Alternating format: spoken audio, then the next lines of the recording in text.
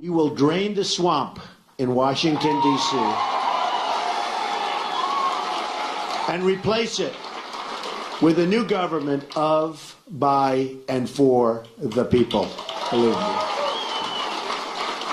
That is why I have chosen Gettysburg to unveil this contract. I'm asking the American people to rise above the noise and the clutter of our broken politics and to embrace that great faith and optimism that has always been the central ingredient in the American character. And there's nothing better or stronger than the American character.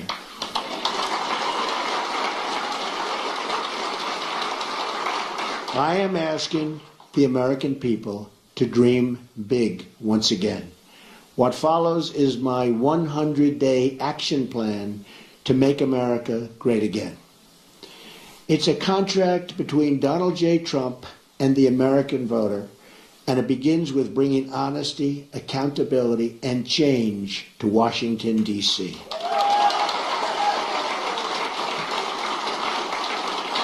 Therefore, on the first day of my term of office, my administration will immediately pursue the following 6 measures to clean up the corruption and special interest collusion in Washington. First, a constitutional amendment to impose term limits on all members of Congress.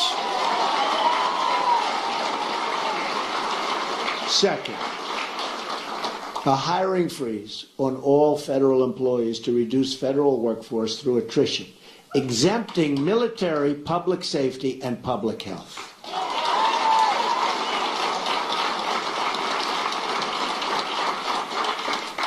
Third, a requirement that for every new federal regulation, 2 existing regulations must be eliminated. Regulations are killing our country and our jobs.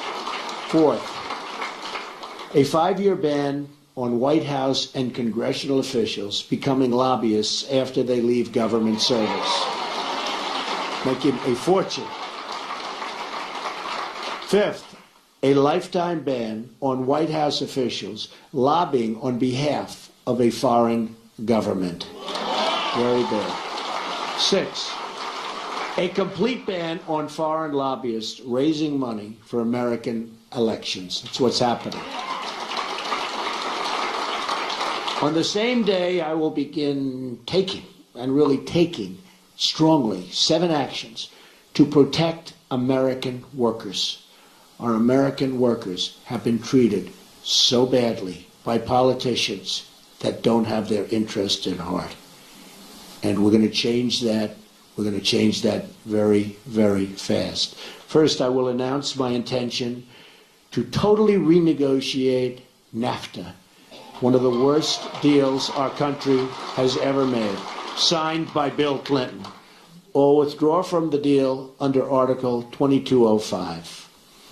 Second, I will announce our withdrawal from the Trans-Pacific Partnership, a potential disaster for our country. Third, I will direct my Secretary of the Treasury to label China a currency manipulator. China is a currency manipulator.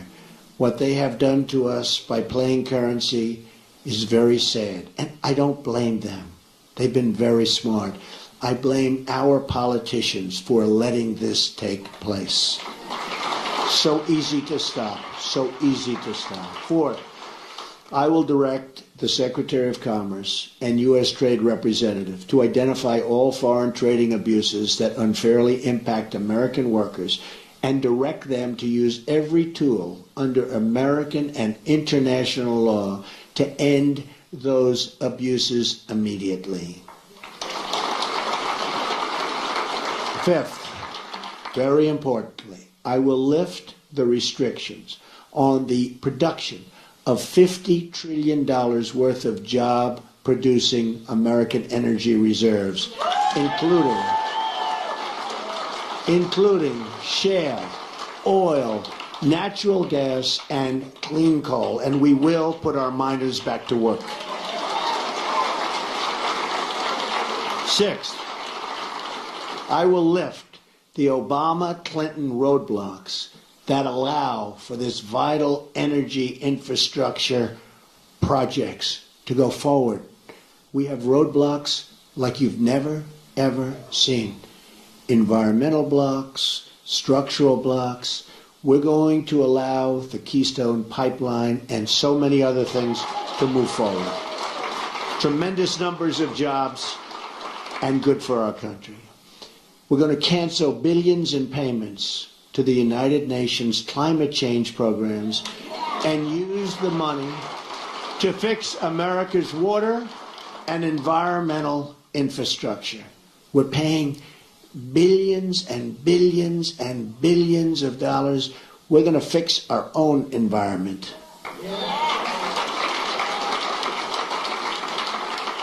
Additionally, on the first day, I will take the following 5 actions to restore security and constitutional rule of law. We have to do that.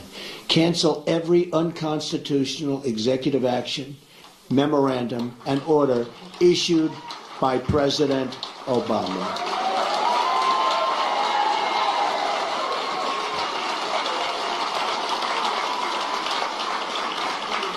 Second, begin the process of selecting a replacement for Justice Scalia, whose wife, by the way, has a Trump sign. His wife is a phenomenal woman. Has a Trump sign in her front yard. Isn't that nice? I just found that out this morning. Boom. Isn't that nice? He was great. From one of the 20 judges on my list, you know we're going to make great decisions from 20 outstanding judges on a list that we submitted, who will uphold and defend the Constitution of the United States. Third, we will cancel all federal funding of sanctuary cities.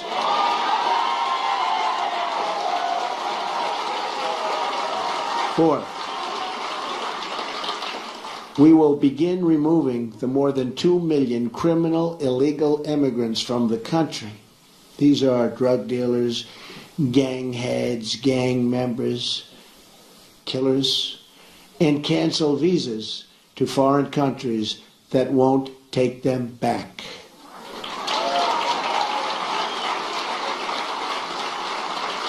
And when Hillary Clinton was Secretary of State, and they had someone who was bad, really bad, and they brought him back to the country and the country wouldn't take him, she said, well, bring him back. We don't want to force the country to take him. There won't be one such instance if I become president, believe me. We're going to suspend immigration from terror-prone regions where vetting cannot safely occur.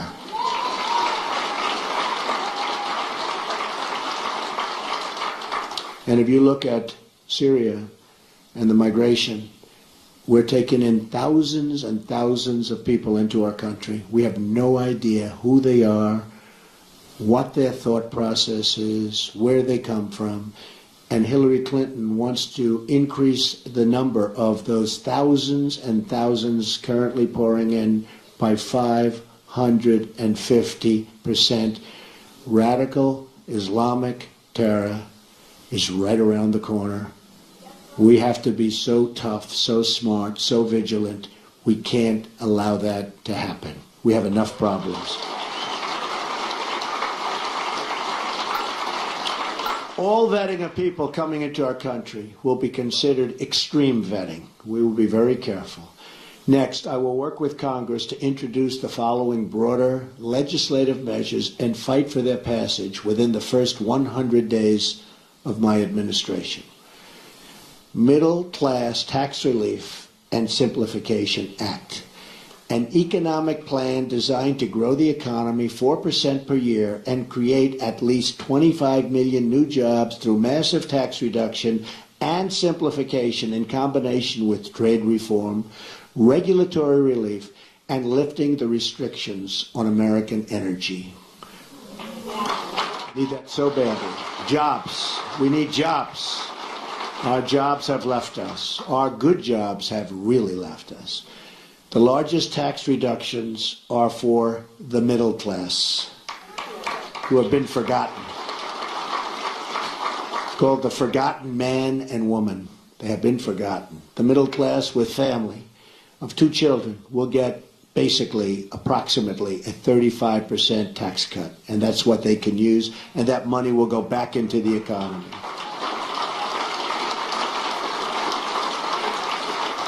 The current number of brackets will be reduced from 7 to 3, and tax forms will likewise be greatly simplified. The business rate will be lowered from 35% to 15%, and the trillions of dollars of American corporate money overseas can now be brought back at a 10% rate. It's stuck. We can't bring it back. $2.5 to $5 trillion. Companies can't get it back into the country. Some companies are actually leaving, not only because taxes are so high, but because they can't get their money, and they are actually leaving to get their money. We are going to simplify that. We're going to have them bring to our country and use the money and spend the money on building our country.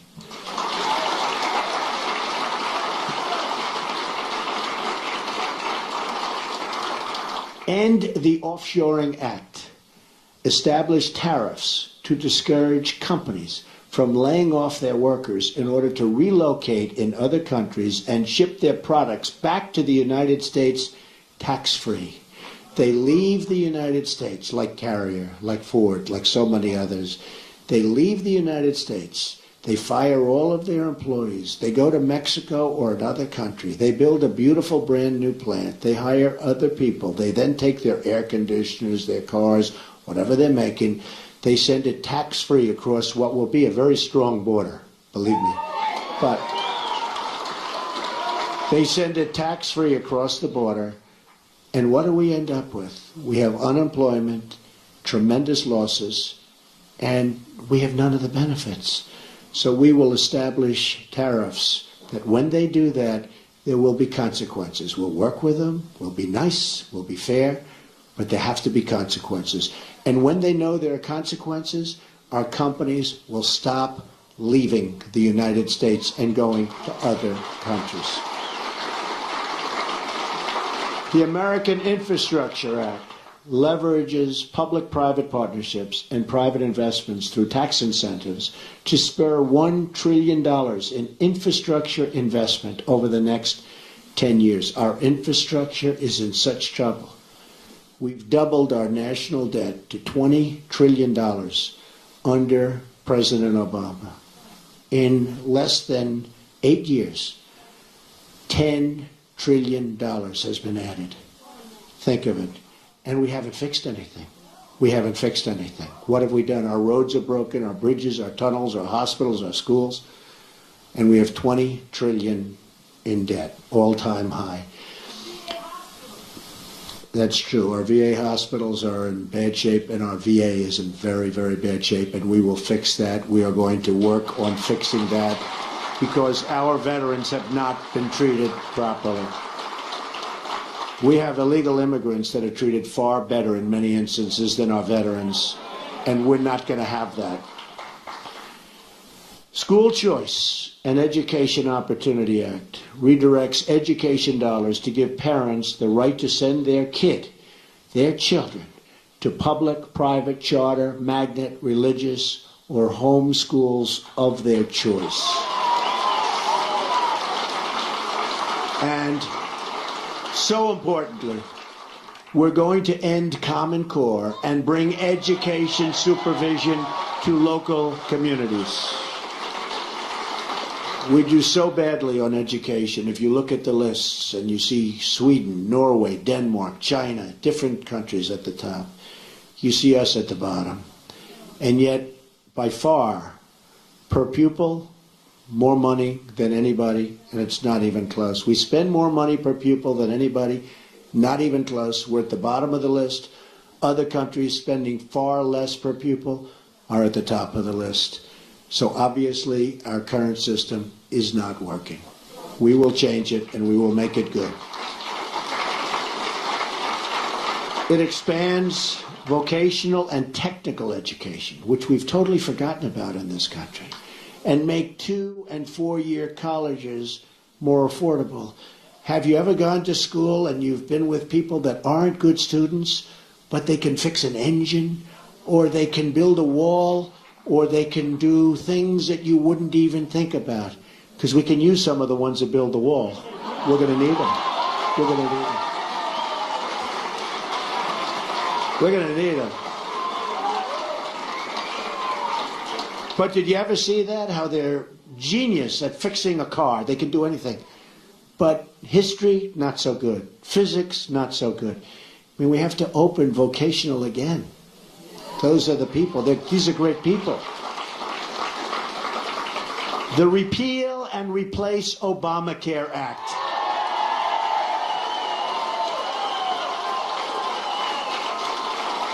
Fully repeal Obamacare and replace it with health savings accounts. So we could do that. The health savings accounts, it's one way. There are numerous ways. But this is one very good way. The ability to purchase health insurance across state lines, which we have to do because that's competition. The politicians won't let go of it because the insurance companies, they don't want competition. But we'll open it up. Believe me, we'll get rid of that. I've been saying it for years. And let states manage Medicaid funds. It will be so good. Reforms will also include cutting the red tape at the FDA. There are over 4,000 drugs awaiting approval, and we especially want to speed the approval of life-saving medications. I mean, they're looking at drugs that are looking very good, and you have terminal patients that it's over. These people, they're dying. They want to get the drug. They won't be living much longer. And we study it for years and years. At some point, they have to do what they have to do. They have to do it properly. But we have 4,000 different drugs and products waiting in line for approval, and we can't get them approved. We're going to speed up that process very significantly. Affordable Child Care and Elder Care Act allows Americans to deduct child care and elder care from their taxes, incentivizes employers to provide on-site, and so important, child care services. And you see that with a couple of companies, and it's such a great thing to see. And creates tax-free dependent care savings accounts for both young and elderly dependents with matching contributions for low-income families. So good. End Illegal Immigration Act. Fully funds the construction of a wall on our southern border. Don't worry about it. Remember, I said Mexico's paying for the wall. With the full understanding that the country of Mexico will be reimbursing the United States for the full cost of such a wall, okay? We're going to have the wall. Mexico's going to pay for the wall. Mexico's, by the way, I met with the president of Mexico 2.5 months ago. Wonderful meeting, wonderful person. But I told him, this is a two-way highway, not a one-way highway. We have our people. We have to take care of our people. We have to protect our people. So it's got to be a two-way street. Otherwise, it's going to be a whole different deal. But it establishes a 2-year mandatory minimum federal prison sentence. This is people coming in illegally for illegally re-entering the United States after a previous deportation, and a 5-year mandatory minimum for illegally re-entering for those with felony convictions, multiple misdemeanor convictions, or 2 or more prior deportations. So when somebody comes in, we send them out. They come back in, they go to prison for quite a while. They come back again, they go 5 years. Because what's happening is they're coming back 10 times. And I could go case after case. They come back, look at what happened in San Francisco. 5 times he came back. On the 5th time he killed Kate. 5 times. But so many others. 10 times came back. Killed somebody after 10 times. When they get deported, they stay out. Otherwise, they have very serious prison terms. They will stay out. Once you do that, they will stay out. Right now, they have no consequence. They have no consequences. Also, reforms on visa rules to enhance penalties for overstaying and to ensure open jobs are offered to American workers first. Number 8, Restoring Community Safety Act reduces surging crime, drugs, and violence by creating a task force on violent crime and increasing funding for programs that train and assist your local police who are doing such a great job, believe me. We increased the resources for federal law enforcement agencies and federal prosecutors to dismantle criminal gangs and put violent offenders behind bars or out of our country and into the country where they came from. Restoring National Security Act, which rebuilds our military by eliminating the defense sequester, which has been very tough on our military, and expanding military investment. Now, at no time, practically, do we need a military like right now. We don't want to use it, but it's peace through strength. We need a strong military. Our military is so terribly depleted. It also provides our great veterans with the ability to receive public VA treatment or attend a private doctor of their choice. If they're waiting online, and I have the plan up, and we've gotten, as you know, tremendous support from veterans, from law enforcement, from veterans, from the military, tremendous support. But if they're waiting online, and you see it, 22 suicides a day, people don't even believe it, 22 a day. But if they're waiting online for 7 days, 6 days, 9 days, they can't get to see a doctor, and a simple procedure or a simple prescription can solve their problem. And they become very sick. And they die. They die waiting in line.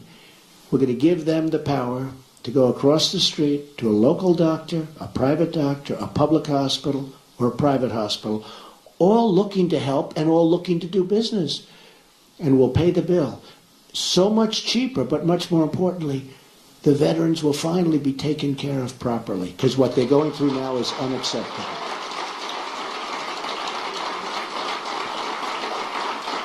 Also, we're going to protect our vital infrastructure from the new thing. It's called cyber attack. It establishes new screening procedures for immigration to ensure those who are admitted to our country support our people and our values. We want people that love our country or can love our country, and people that will love our citizens. We want people that can love us.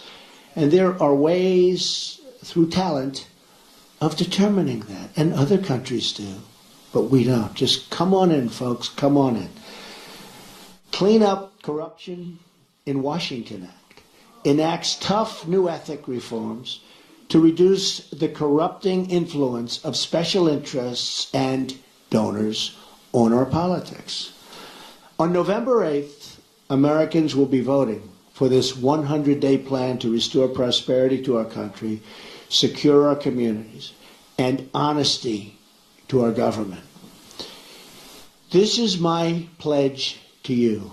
And if we follow these steps, we will once more have a government of, by, and for the people. And importantly, we will make America great again. Believe me. Thank you. Thank you. Thank you very much.